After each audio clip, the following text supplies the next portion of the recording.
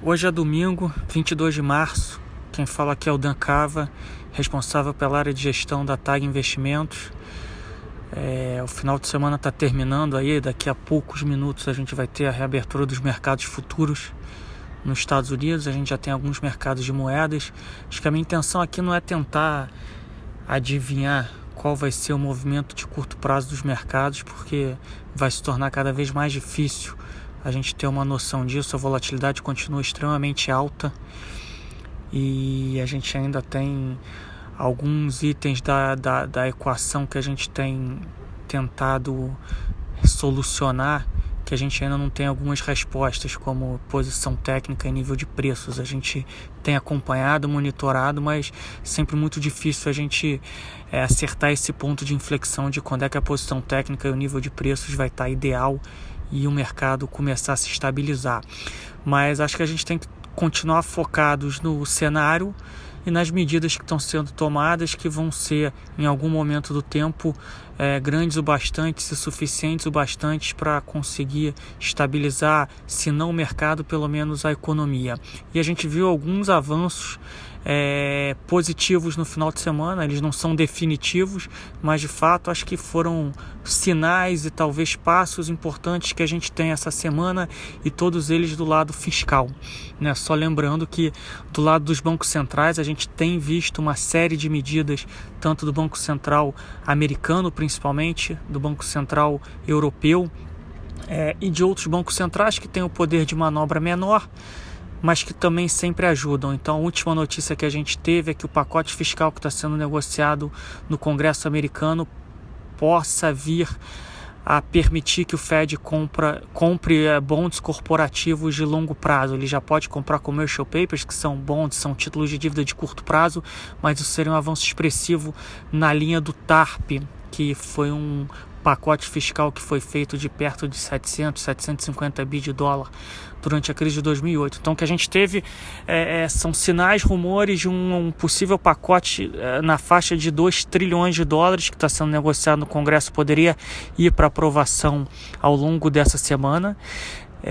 A gente tem sinais e rumores de um pacote entre 300 bi e 500 bi de euros na Alemanha, na mesma linha do pacote do Fed, do Banco Central Americano, nos Estados Unidos.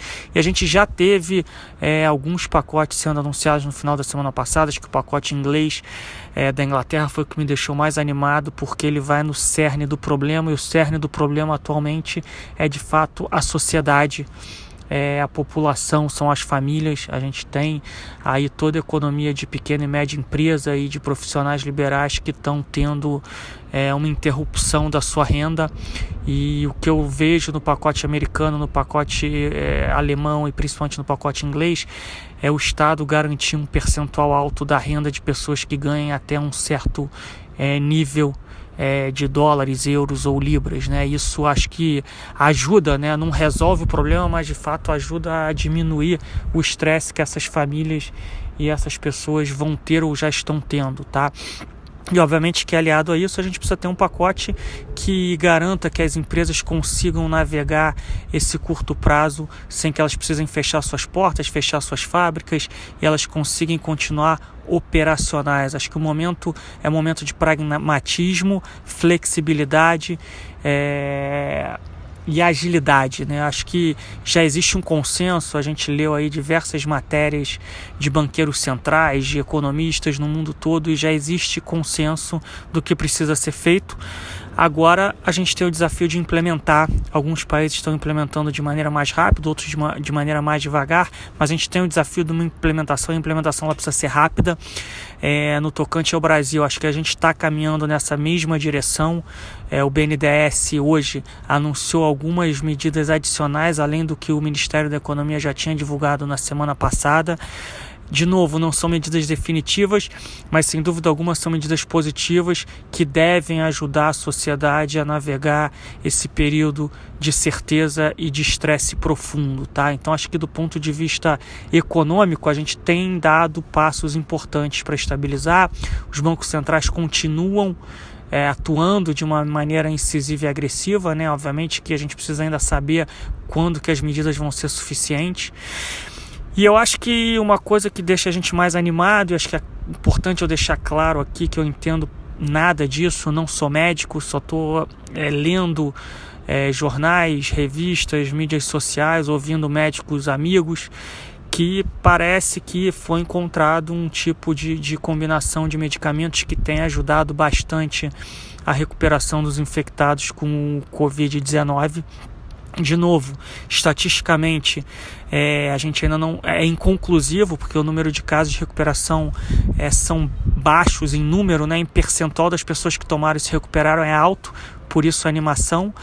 Mas estatisticamente são poucos casos de recuperação. O estudo começou na França, foram 40 casos e 99% de recuperados, e a gente escuta que tem sido usada essa combinação aqui no Brasil com grande sucesso. De novo, são rumores, eu não posso confirmar, mas acho que a gente nessas horas pode tentar também, entre aspas, torcer um pouco para que essa questão seja endereçada.